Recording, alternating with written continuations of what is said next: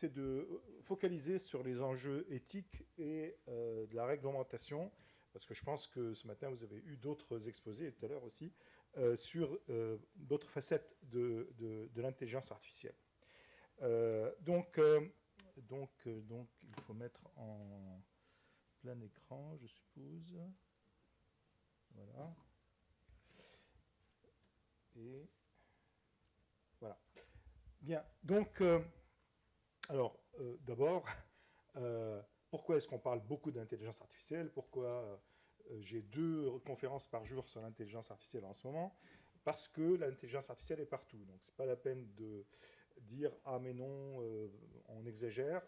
Effectivement, j'ai fait ici une liste non exhaustive illustrée par quelques images sur l'utilisation de l'intelligence artificielle dans de nombreux secteurs ou domaines très différents qui influencent non seulement notre vie quotidienne, mais qui influencent aussi l'industrie, les services, voilà, et ce que vous faites aussi. Et il y a évidemment un certain nombre d'applications qui peuvent paraître, disons, tout à fait naturelles ou souhaitables, et puis certaines autres qui soulèvent quand même quelques questions. À titre d'exemple, dans ce qui est illustré ici, l'utilisation de l'IA pour la justice, c'est-à-dire un domaine qui est éminemment un domaine où on touche aux droits fondamentaux des êtres humains et où il est question de juger un cas, une personne, quelque chose qui est extrêmement spécifique, concret, et on n'est pas en train de juger une population statistiquement. D'accord? Donc, est-ce que l'intelligence artificielle est par principe déjà applicable à ce domaine? Voilà une question qu'on peut se poser. Et justement, demain, je vais encore à une conférence sur ce sujet. Il y a aussi, bien sûr, des domaines comme le domaine de l'armement. Il y a aussi des domaines qui nous touchent tous et qui peuvent influencer ce que nous faisons. Non, pardon, je me suis trompé pas de sens de pointeur, de touche. Donc voilà, c'est ça. Et donc, par exemple, le commerce en ligne, la publicité, les recommandations, donc c'est-à-dire à travers des réseaux sociaux, diffuser des idées ou des contenus qui sont pas forcément fondés et qui influencent le comportement de tout un chacun. Donc, par exemple, est-ce qu'on va, la veille des élections, dire à ChatGPT, voici les candidats aux élections présidentielles pour qui je devrais voter? Bon, il ne sera pas capable de répondre d'une manière claire, de toute façon. Mais toujours est-il qu'on s'oriente vraiment vers une situation où, enfin, une société où l'IA est là, et elle est là, enfin, en tout cas pour le moment, pour rester. Et donc, il faut la maîtriser. Alors, quand on parle d'intelligence artificielle, on a dû vous le dire ce matin, donc désolé pour la répétition, mais il faut juste quand même cadrer le discours, parce qu'il y a 2 mots-clés ou 3 qui sont essentiels à avoir en tête quand on parle de l'intelligence artificielle. Donc aujourd'hui, l'intelligence artificielle, ce n'est pas l'intelligence artificielle qui était prédominante, qu'on utilisait avant 2012. Pourquoi 2012? Pourquoi une date aussi précise?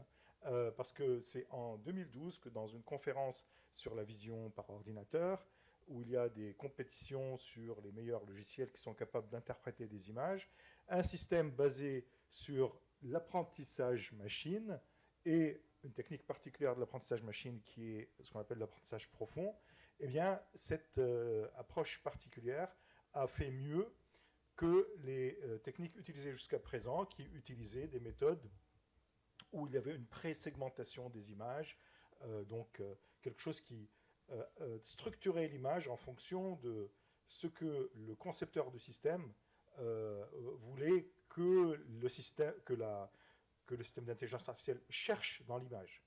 Et dans les méthodes d'apprentissage, c'est pas ça. C'est les éléments de l'image eux-mêmes, c'est-à-dire au niveau du pixel, des alignements de pixels, etc., sans forcer dessus un quelconque modèle de base, que le système d'apprentissage va apprendre à détecter et à corréler. D'accord ? Et donc, c'est beaucoup plus robuste de ce point de vue-là, plus généralisable, mais ça présente quand même un certain nombre de problèmes. Pourquoi? Qu'est-ce qui a rendu cela possible en 2012 et pas avant? Enfin, ça aurait pu être avant, mais essentiellement la conjonction de trois choses. L'avancée des recherches de ceux qui travaillaient sur cette méthodologie, la puissance de calcul des ordinateurs qui double tous les 2 ans, et la disponibilité en très très grande quantité de données. Parce que ces systèmes apprennent sur des données. Donc effectivement, ces systèmes, leur principe, c'est encore... bon, c'est contre-intuitif que le pointeur ne soit pas en haut, donc il est en bas.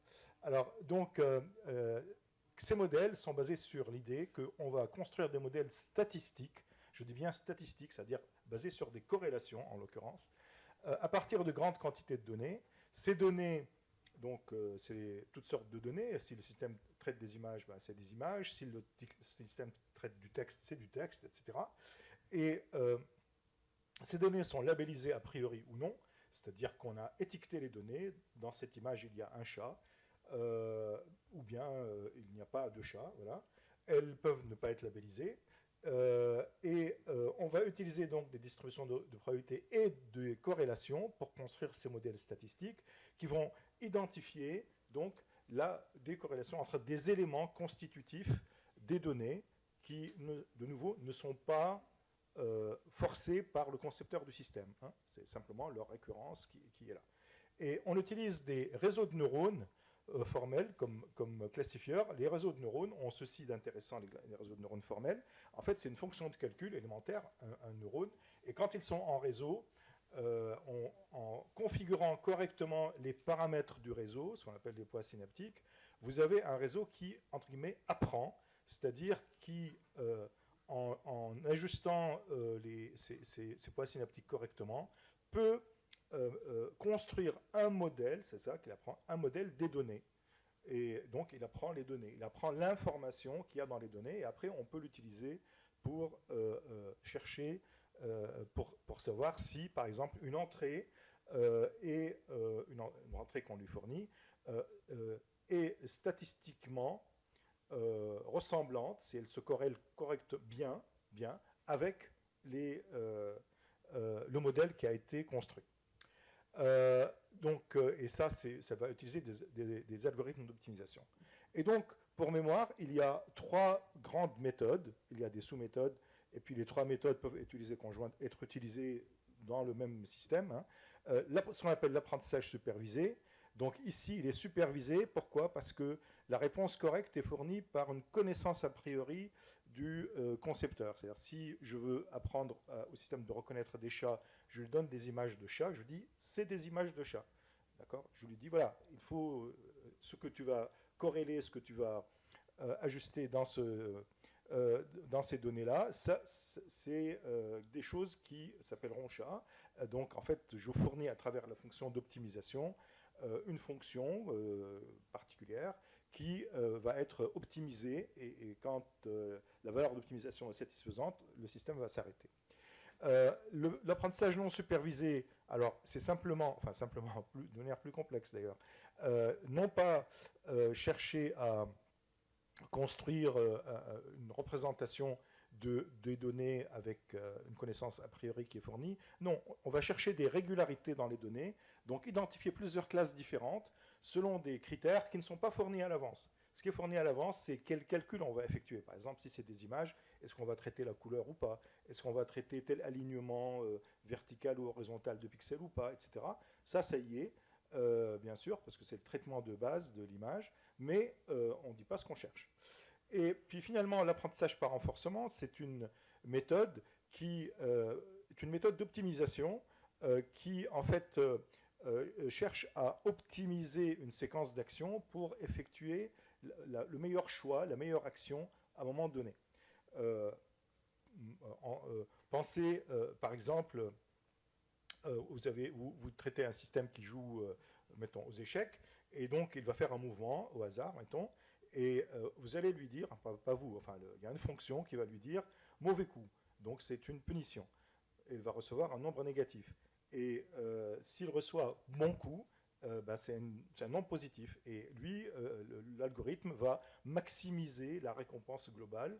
Alors, comment on sait que c'est une bonne ou une mauvaise un mauvais coup, un bon coup, eh bien, ça veut dire qu'on a un critère pour tester si ça nous rapproche d'un but qui est exprimé par une fonction qui est ce qu'on appelle la fonction objectif. Donc peu importe, ça simplement, ce qu'il faut retenir, donc, c'est apprentissage de modèles statistiques corrélatifs. Voilà. Alors, donc, je continue.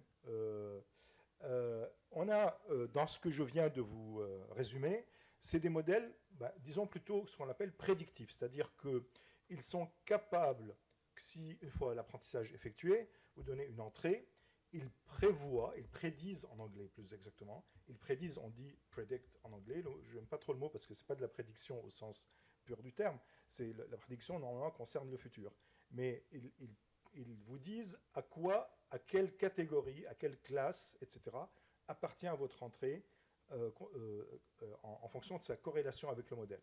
Donc si après l'apprentissage, je lui montre un chat, normalement, il devrait être capable de me dire c'est un chat. Si je lui rentre un chien, il doit pouvoir me dire ce n'est pas un chat ou c'est un chien, s'il a appris les chiens. Et pourquoi c'est prédictif?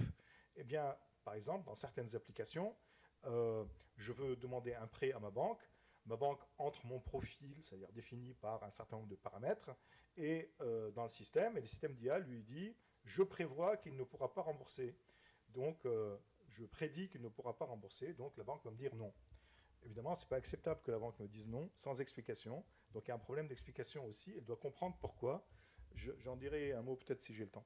Donc, ça, c'est les systèmes prédictifs. Ce qui est à la mode aujourd'hui, pour une raison importante, c'est les systèmes génératifs, comme GPT-4, etc.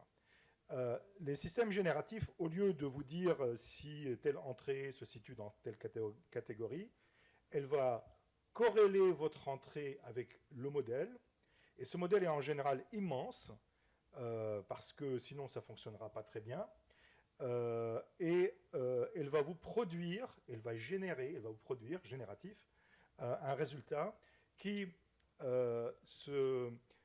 est statistiquement proche du modèle. Donc, si je dis, si je commence une phrase, et le système est capable de continuer la phrase d'une manière qui se corrèle très bien avec les données. Donc, s'il a bien appris, si le modèle est bien construit et s'il a une très grande quantité de données qui est rentrée, il y a de bonnes chances qu'il sache correctement prédire ce qui pardon, statistiquement doit venir après mon prompt, mon entrée, ma requête. Et c'est comme ça que fonctionne ChatGPT, en l'occurrence. Donc, qui est un agent conversationnel qui va vous répondre à des questions. Alors, quels sont, maintenant je rentre dans le vif du sujet, c'était l'introduction, limites et enjeux éthiques de l'IA et de l'IA générative. Donc, dès le départ, on a vu un certain nombre de problèmes qui se posaient. Et donc, ils sont illustrés par ces quelques images qui viennent dans les 3 ou 4 transparences suivants. Premier problème, c'est le problème du biais. N'importe quel statisticien digne de ce nom vous dit, si je construis un modèle statistique avec des données biaisées, c'est-à-dire qui ne représentent pas correctement quoi, la réalité, c'est-à-dire la population au sens statistique du terme que j'étudie, eh bien le résultat, il sera biaisé, il ne vaudra pas pour nous. On fait un sondage, on prend un échantillon représentatif de la population pour poser la question. Et bien, évidemment, la qualité de l'apprentissage dépend énormément de la qualité des données. Ils ne doivent pas être biaisés.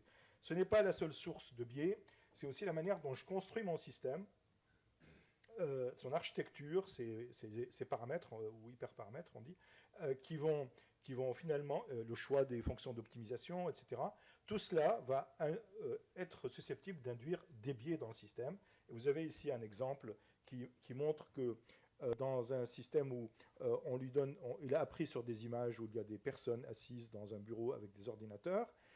Donc, le code ici des couleurs, c'est que les parties de l'image qui ont le plus influencé le processus d'apprentissage, c'est-à-dire les poids synaptiques les plus élevés, peu importe le détail, qui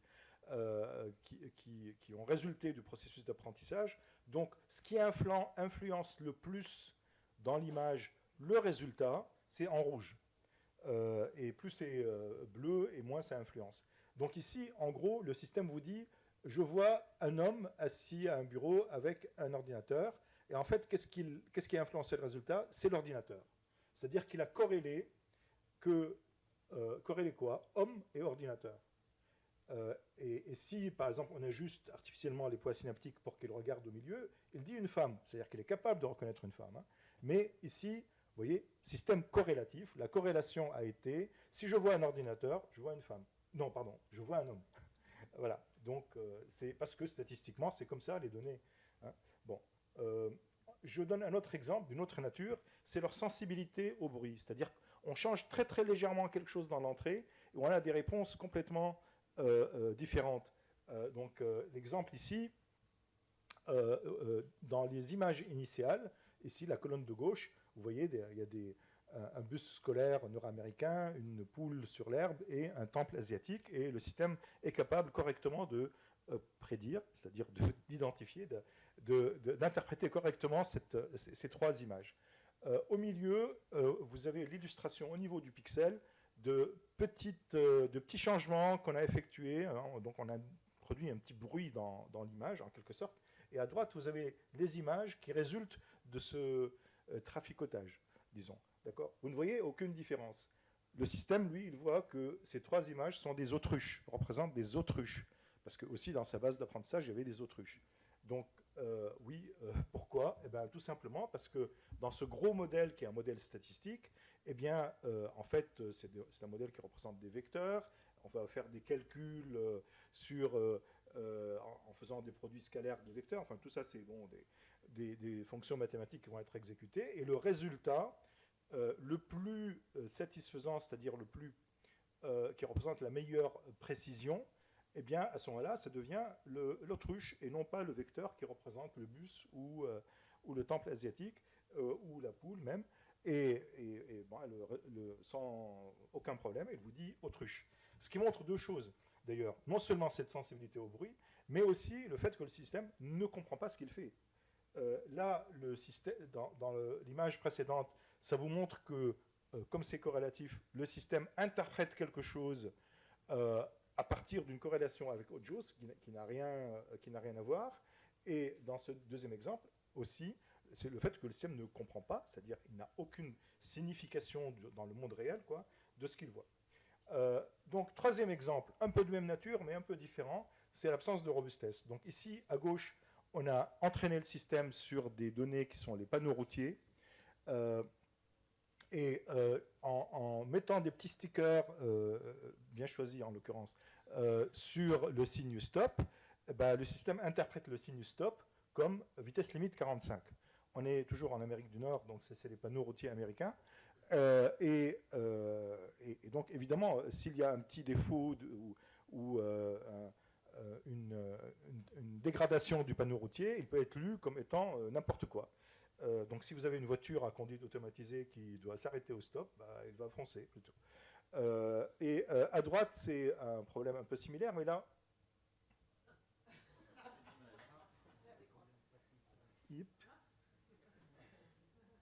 Mais là, pardon, mais là, bon, voilà, d'accord. Mais là, donc ce qu'on a fait, c'est qu'on a changé l'attitude de l'objet d'intérêt qui nous intéresse à nous, quoi, dans l'image. Et je vais prendre cet exemple. Là, vous avez avec une très grande confiance du système, c'est-à-dire le système vous dit, ça c'est un scooter, je suis sûr à 99%, d'après mes calculs. Eh bien, vous mettez... il faut modifier exprès l'attitude, ils mettent le scooter un peu incliné, ça devient un parachute avec une certitude, 100%, d'accord. Donc le système peut se tromper, enfin pour être un peu vulgaire, sans vergogne, quoi. Voilà, il vous ment les yeux dans les yeux. Mais il ne vous ment pas parce qu'il ne sait pas. Tout ce qu'il sait, c'est que ça s'articule mieux. Pourquoi ? Je ne sais pas exactement, et personne ne sait exactement pourquoi, mais sans doute, on a un phénomène semblable à celui du biais initial, c'est-à-dire qu'il a dû corréler l'arrière-plan qui est ciel bleu, prairie, etc., avec parachute, parce que souvent les parachutes se trouvent dans des environnements comme ça. Et donc, ça devient un parachute. Bon, il y a d'autres exemples, mais je n'ai pas le temps détaillé. Autre problème, et ça c'est en particulier le problème avec les systèmes génératifs, ils peuvent produire quelque chose qui n'est pas vrai. Hein, d'accord ? Donc, on demande au système de produire une image avec le pape en doudoune blanche, ben, il produit une image du pape en doudoune blanche. Alors, ce n'est pas, il ne prend pas des morceaux d'images à droite et à gauche pour les associer. D'accord ? C'est vraiment de la corrélation d'éléments. D'accord ?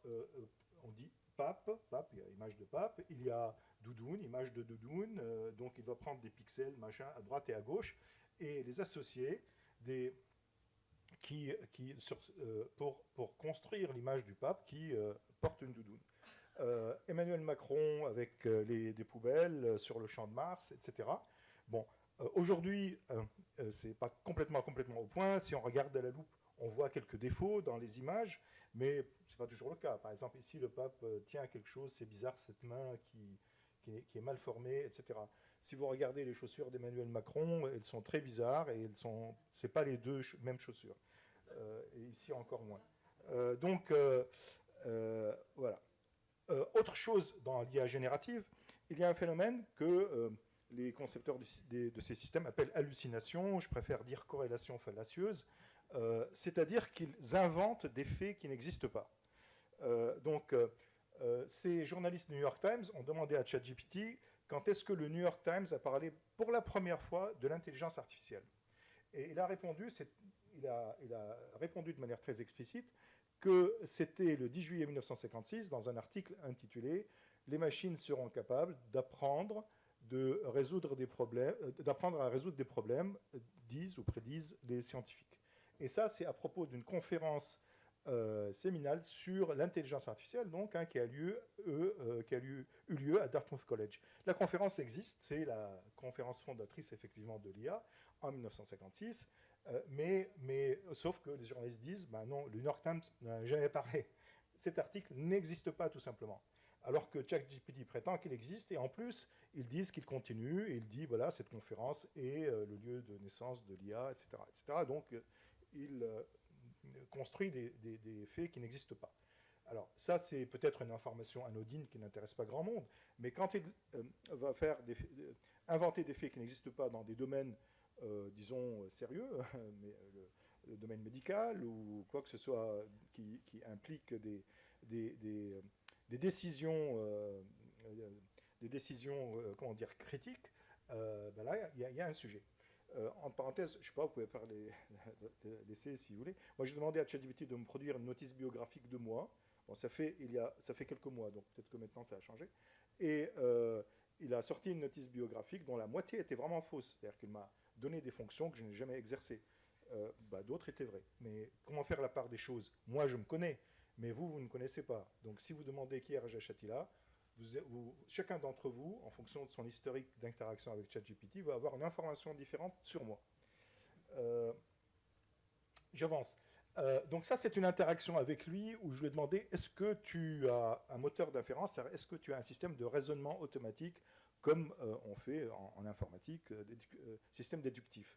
Donc on fait un échange, je n'ai pas le temps de développer ce que c'est, simplement il prétend que ces réponses sont vraisemblablement statistiquement logiques, logiquement correctes. Voilà. Vraisemblablement, statistiquement, logiquement correctes. Ce qui est une phrase que je ne comprends pas très bien encore. Mais ce que je voulais pointer, c'est qu'il y a OpenAI a mis un avertissement sur la fenêtre d'interaction avec ChatGPT. Il vous dit, ChatGPT peut faire des erreurs. Vous devriez considérer de vérifier les informations importantes. Donc, en gros, je vais voir quelqu'un qui me dit « Demandez-moi tout ce que vous voulez, je peux répondre à tout ». Je pose une question, il me dit « Mais attention, je peux raconter n'importe quoi ». Bon. Alors, donc, il y a des questions. Combien de temps j'ai là? Personne ne répond, c'est pas grave, donc.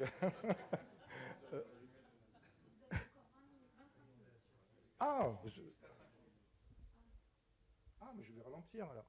Donc merci. Donc, avec tout ce que j'ai dit, je résume un certain nombre de sujets qui sont soulevés par par ces systèmes.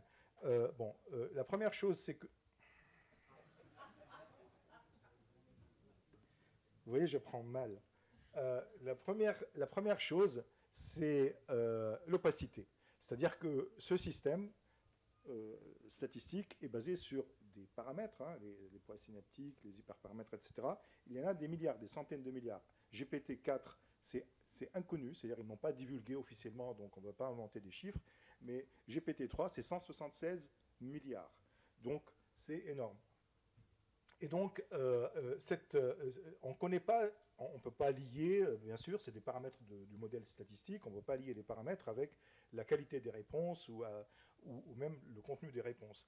Donc, ce problème d'opacité pose un problème d'explicabilité. Pourquoi est-ce que le système est arrivé à tel résultat? Pourquoi? Comment? Eh bien, il n'y a pas de réponse rigoureuse à ça.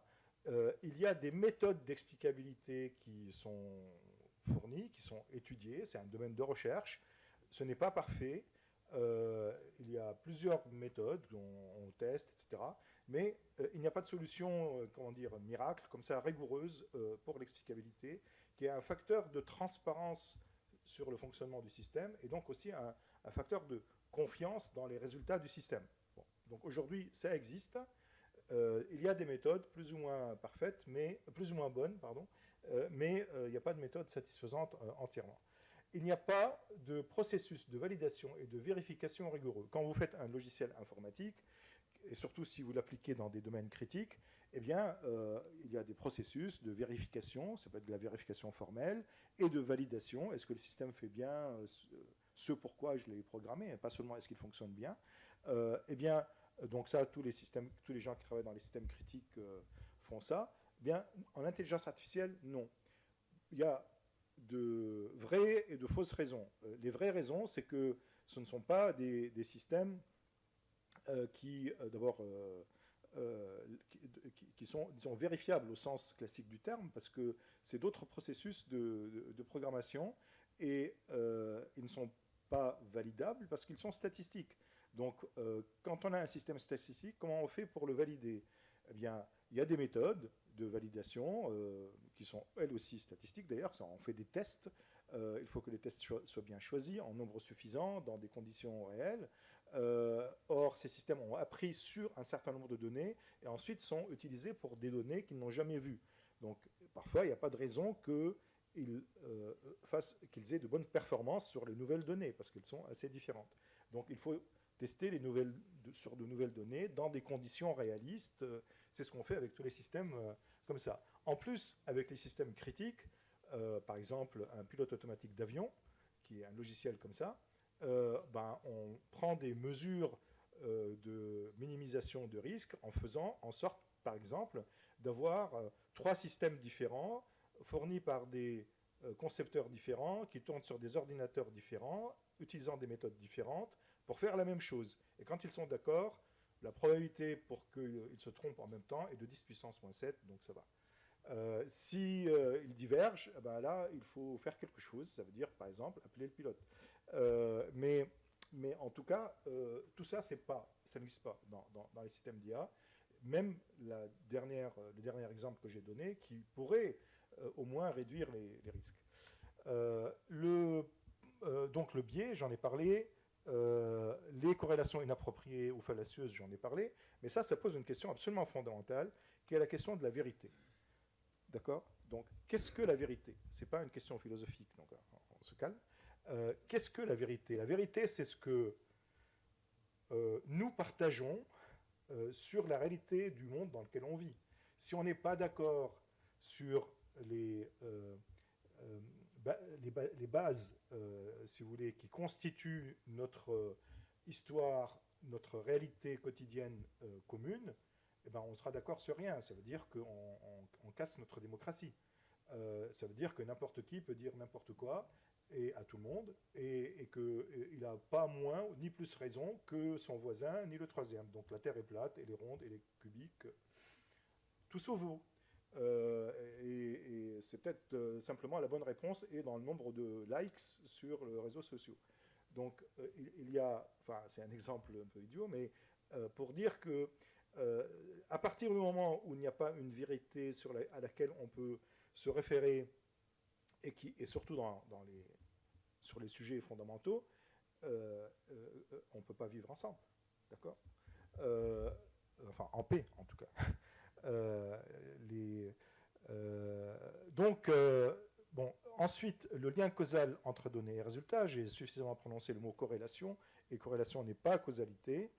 Il y a quelques, d'ailleurs, anecdotes intéressantes sur la corrélation et la causalité. Par exemple, il y a une corrélation statistique entre le nombre de prix Nobel d'un pays et la consommation de chocolat du pays en question. Enfin, on peut trouver sur Internet quelques exemples comme ça qui sont intéressants, enfin, qui font rire, quoi. Mais, absence de sémantique, voilà. Donc, j'ai montré à travers mes exemples aussi qu'il n'y a pas, le système ne comprend pas de quoi il parle. Hein. C'est simplement les paramètres qui tombent bien statistiquement. Alors, donc, ça pose des enjeux éthiques, ces limitations. Et donc, je vous signale ce document qui date du 30 juin, avis du Comité national pilote d'éthique du numérique, système d'intelligence artificielle générative en jeu d'éthique, donc qui est accessible en ligne. Pour ceux qui ne connaissent pas le CNPEN, Comité national pilote d'éthique du numérique, c'est une structure qui a été créée en 2019 auprès du CCNE, du Comité consultatif national d'éthique en sciences de la santé, et donc lui qui est le comité, disons, lié à la loi bioéthique, il est pilote parce qu'il était créé provisoirement pour 18 mois, mais c'était en décembre 2019, et qu'est-ce qu'il y a eu en février 2020 ? Le Covid. Donc ça veut dire que le plan de travailler vraiment sur sa pérennisation a pris un peu de retard, il y a d'autres problèmes.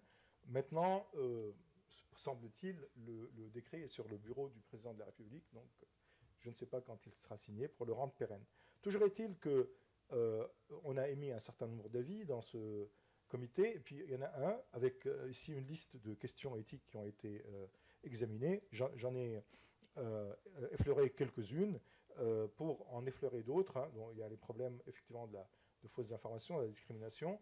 Il y a l'anthropomorphisation, c'est-à-dire projeter, attribuer des qualités humaines au programme informatique avec lequel on est en train, ici en l'occurrence, d'interagir. Pourquoi ? Parce que il parle très bien, entre guillemets, c'est-à-dire le français est correct, ou l'anglais est correct, la langue est correcte, les phrases sont bien construites. J'ai entendu un prof dire, au moins, si mes élèves utilisent ChatGPT, ils ne feront pas de faute d'orthographe. Oui. Donc,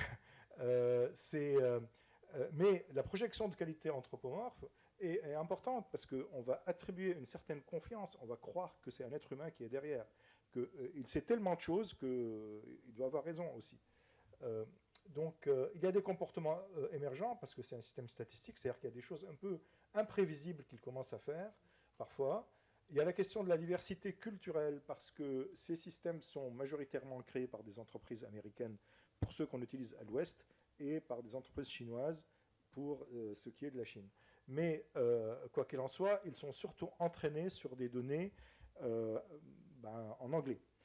Donc ils sont porteurs dans leur corrélation d'une culture anglo-saxonne. Ça ne veut pas dire qu'il n'y a pas de données d'autres langues, le français ou l'allemand, etc., mais en plus petite quantité, donc statistiquement moins significatif.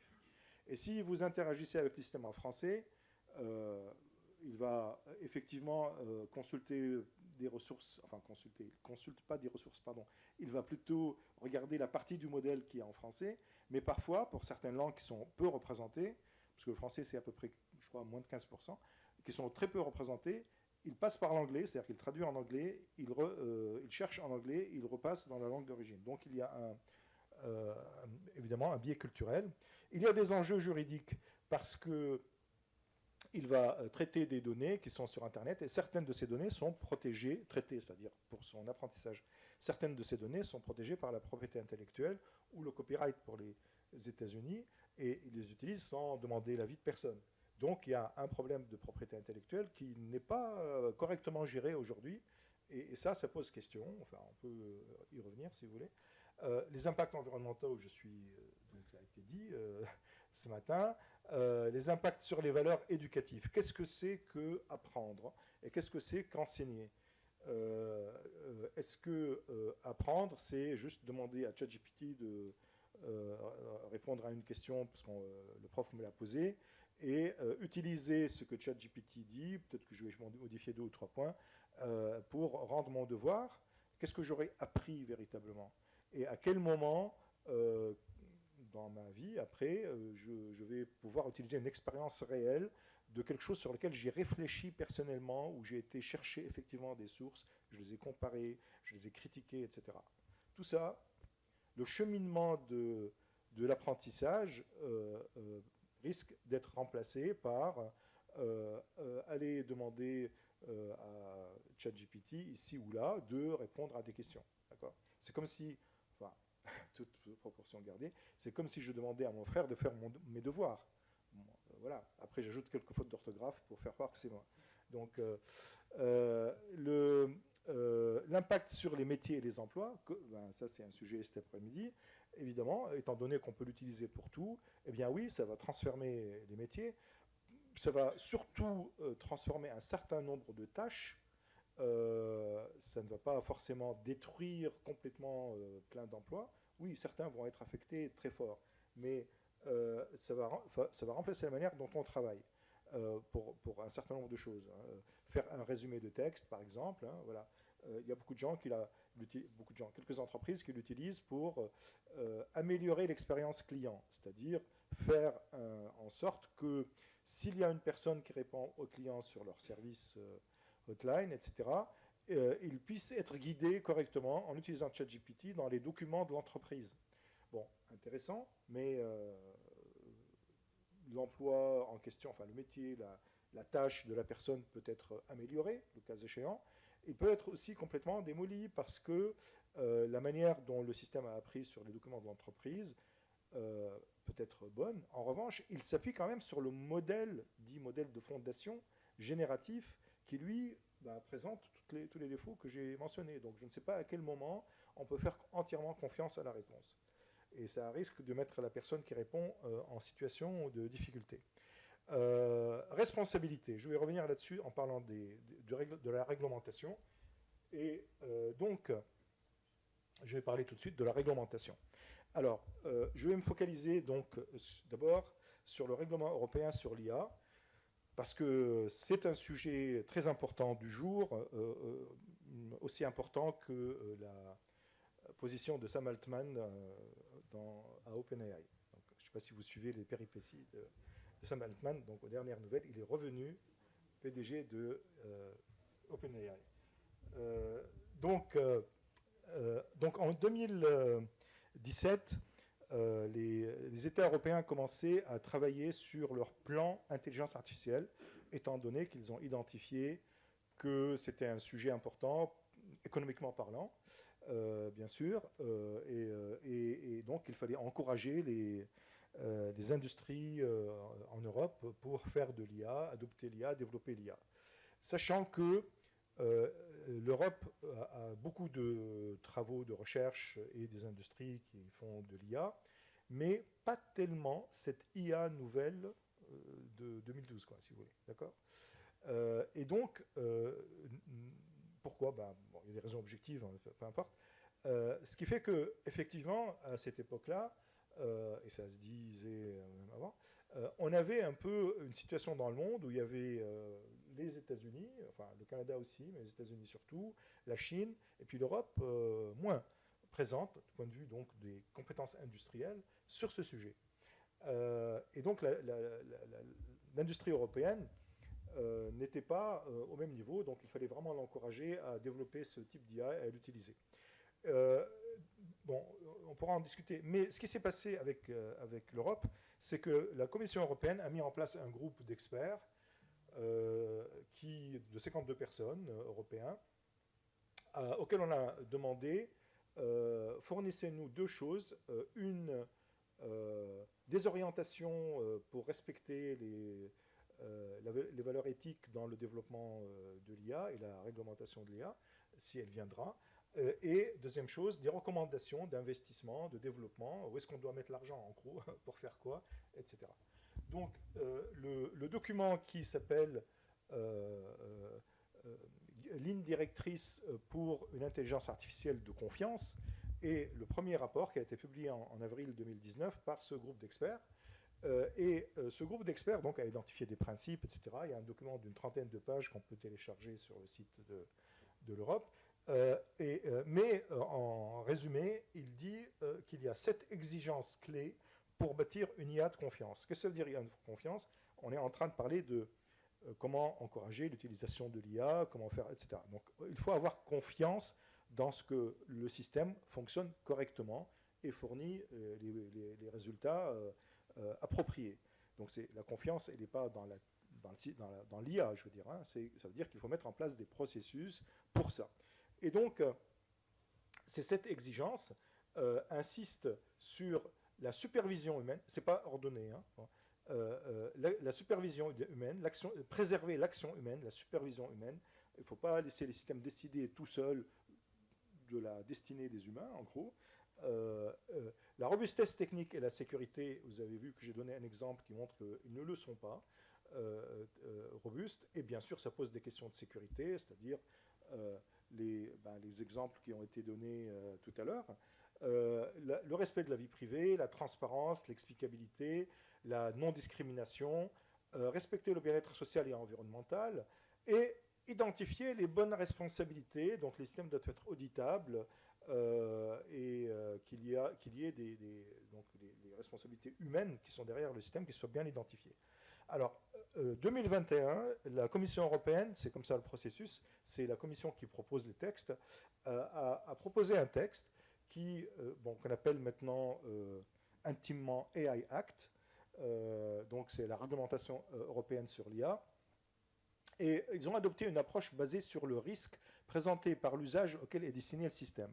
C'est-à-dire pour éviter de réglementer sur tous les systèmes d'IA, quels que soient ces systèmes-là, on va plus réglementer les systèmes dont l'usage peut présenter un risque que les systèmes dont l'usage ne présente pas de risque particulier. Donc, il y a 4 niveaux. Il y a le risque inacceptable, donc ça c'est interdit. Par exemple, le scoring social, comme en Chine, comme on dit. Ensuite, les risques élevés, c'est le recrutement, analyse de CV, les dispositifs médicaux, le transport, etc. Donc là, il faut être conforme avant la mise sur le marché, et ça doit être évalué. Ensuite, il y a des systèmes, disons, moyens, là, les jaunes ne présentant pas de risque du tout. Et pour ces systèmes-là, les exigences... Pourquoi ça n'avance plus? Voilà. Les exigences sont moindres, donc ça c'est juste de la transparence, c'est-à-dire déclarer par exemple que le système avec lequel vous agissez, c'est un système d'IA, c'est pas un être humain qui est caché derrière. Mettre un label sur les deepfakes, sur les fausses images, et là il y a des codes de conduite volontaires avec des... donc voilà, mais rien d'obligatoire. D'accord? Bon, alors, le processus européen, dans ce cas, c'est que les États, c'est-à-dire le Conseil européen, regardent le texte de la Commission et font des amendements. Donc, ça a pris un an. En novembre, pratiquement il y a un an, le Conseil a abouti sur un texte amendé où ils ont en particulier changé la définition de l'IA qui était dans le texte initial. Alors, pourquoi il a fallu la changer? Parce qu'entre le texte initial où on parlait de l'usage auquel le système était destiné et la période où le Conseil européen a travaillé, sont apparus sur le marché de nouveaux systèmes qui sont des systèmes dits à usage général. Qu'est-ce que c'est usage général? Ça veut dire comme ChatGPT, demandez-lui n'importe quoi. Donc il n'est pas dans le domaine médical, il n'est pas dans le domaine de l'écriture simplement de code informatique, il n'est pas dans le domaine simplement de faire le devoir à ma place. Donc, voilà. Donc comment on le génère? Ça veut dire qu'il aurait échappé à la réglementation. Donc, ils ont parlé des systèmes à usage général, ils ont parlé des systèmes génératifs. D'accord? Ils les ont inclus dans la réglementation. Donc, ils ont défini ça. Je passe. Ensuite, une fois qu'ils ont terminé, c'est le Parlement européen, enfin, qui avait commencé à travailler aussi, qui a pris le texte et qui l'a amendé à son tour. Et qu'est-ce qui s'est passé entre, en gros, novembre et juin, novembre 2002 et juin 2023, 2022, pardon, et juin 2023, quand le Parlement a terminé, ben, il s'est passé que ChatGPT a été diffusé largement, pratiquement le lendemain de l'avis du Conseil européen, c'était 30 novembre, quelque chose comme ça, et donc on a vu arriver massivement accessible à tout le monde, un système interactif dont on dit que c'est un système interactif, donc ils ne mentent pas, quoi, un système d'IA. Donc la réglementation qui disait que pour les systèmes, les agents conversationnels, etc., il faut annoncer que c'est un système d'IA, ben, on le sait. Hein. Et surtout, donc ils ont changé la définition pour mieux tenir compte de ça, et surtout, ils ont proposé un article qui s'appelle 28b, sur la responsabilité légale, c'est-à-dire la conformité au règlement européen, de ceux qui produisent les modèles génératifs comme GPT-4. Aujourd'hui, il y a une bataille sur cet article. Donc, il faut que je prenne 2 minutes pour expliquer. Donc, j'ai parlé des modèles statistiques qui sont utilisés, et puis après, qui sont produits, après ils sont utilisés. Dans le cas de GPT-4 et autres modèles de ce type-là, ces modèles s'appellent modèles de fondation, parce qu'ils ont été entraînés sur des données très très très diverses, en gros sur des domaines qui vont de la littérature aux données médicales, en passant par comment construire une bombe atomique, enfin, si c'est sur Internet. Et donc, on peut les interroger sur tout. Et si moi, je suis une entreprise, par exemple, qui va être spécialisée dans un domaine particulier, qui est, par exemple, le traitement des données médicales, eh bien, je prends GPT-4, qui est entraîné déjà sur plein de choses, et je l'entraîne en plus, avec une méthode supervisée, sur mes propres données qui sont spécialisées dans la médecine. Comme ça, quand je l'utilise dans le domaine de la médecine, il a intégré mes données et tout l'ensemble de données qu'il connaissait déjà. Donc maintenant, il devient, c'est comme si vous avez pris finalement quelqu'un qui est capable de connaître tout, et puis vous l'avez spécialisé dans un domaine, ben, il connaît tout, mais en plus votre domaine, donc on peut s'attendre à ce que le résultat soit encore meilleur. C'est ces gens qui font cette application, le règlement européen les responsabilise, c'est-à-dire disent qu'ils ils font un système à risque, donc il faut qu'ils soient effectivement inclus dans le règlement européen.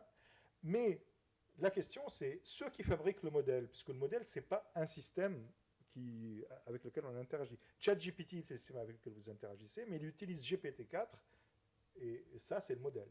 Est-ce qu'il faut réglementer les producteurs du modèle? Voilà la question. Alors les députés européens disent oui, parce que le modèle contient déjà tout, et c'est lui qui présente les problèmes de robustesse, etc., que j'ai évoqués. Après, quand je l'interroge, ben, le résultat, ça peut être n'importe quoi, mais c'est parce que c'est un modèle corrélatif qui présente déjà des choses problématiques. Ce n'est pas le fait que je lui pose la question. OpenAI disent non, c'est l'utilisateur qui doit être responsable. Moi, j'y suis pour rien. Je vous donne juste un modèle et vous pouvez l'utiliser comme vous voulez. Donc, il y a un débat qui est né là-dessus. Et donc, assez récemment, 3 pays, la France, l'Allemagne et l'Italie, veulent supprimer cet article et dire ben non, il suffit de mettre un code de conduite. Les producteurs de modèles de fondation ne doivent pas être responsabilisés. Donc ça, c'est... maintenant, il y a un ping-pong entre les États en question et le Parlement européen pour trouver une solution, parce qu'il y a vraiment une situation assez critique sur comment on fait. Et si on ne responsabilise pas ceux qui produisent les modèles de fondation, évidemment, ça signifie qu'on met toute la responsabilité sur le maillon suivant de la chaîne, c'est-à-dire les industriels qui vont l'utiliser pour développer leur propre système, Et ça, c'est d'abord injuste, de mon point de vue. Hein, j'exprime mon point de vue personnel. Ça, c'est injuste pour eux. C'est dangereux pour eux, parce qu'ils vont être rendus responsables de quelque chose qu'ils ne maîtrisent pas. Et de plus, ça les met sous la coupe, d'une certaine façon, des producteurs de modèles de fondation, parce qu'ils n'ont pas le choix, d'une certaine façon. S'ils veulent les utiliser, eh ben, eux, ils échappent à toute responsabilité, et ils peuvent imposer, finalement, leurs conditions sur l'usage. Donc ça se passe aujourd'hui, là. Bon. Enfin, la prochaine réunion, c'est le 6 décembre. On verra s'il y aura un compromis. Donc, voilà, oui, ben, j'aurais dû montrer ça pour le dire. Il y a un autre sujet, simplement, c'est la surveillance. Les législateurs aussi veulent interdire l'utilisation de l'IA dans la surveillance biométrique, mais les pays membres, certains pays membres, et en particulier la France, veulent des exceptions pour la sécurité nationale et la défense. Donc là aussi, on verra comment les choses avanceront. Il y a la question aussi de la propriété intellectuelle.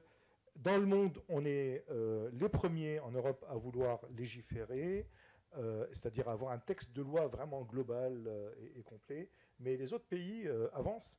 Et en particulier, ce que je veux juste citer ici, c'est les États-Unis, parce que pays bien connu pour ne pas légiférer et encourager son industrie. Le 30 octobre, le président Biden a émis un ordre exécutif, donc ce n'est pas une loi émise par le Congrès, c'est une loi, un décret, émis par le président, sur les systèmes génératifs, mais il dit que ça doit s'appliquer pour les générations suivantes. Donc avec une puissance de calcul supérieure à 10 puissance 26 flops. Donc aujourd'hui, à ma connaissance, là aussi, c'est pas évident, GPT-4, c'est plutôt 3 10 puissance moins 5, donc c'est 3 fois plus, 10 puissance 25, c'est 3 fois plus, c'est dans pas longtemps. Mais il n'y a pas de législation. Voilà. Même la Chine a des textes législatifs sur les fausses images, l'exigence de marquage, etc. Et j'ai terminé. Ça, c'est juste pour conclure sur un certain nombre de points. Je ne vais pas aller. Si vous avez des questions pendant ce temps. Merci.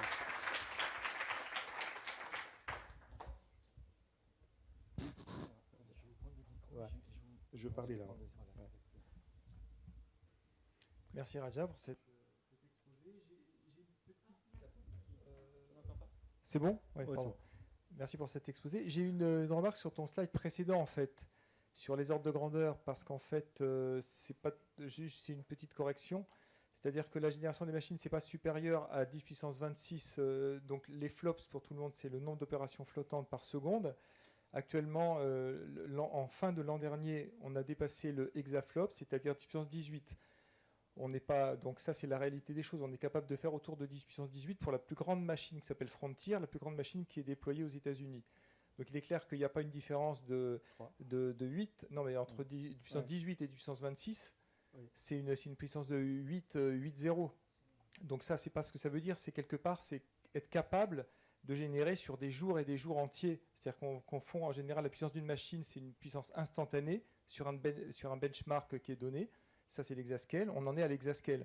On n'en est pas. Ce que les États-Unis ont.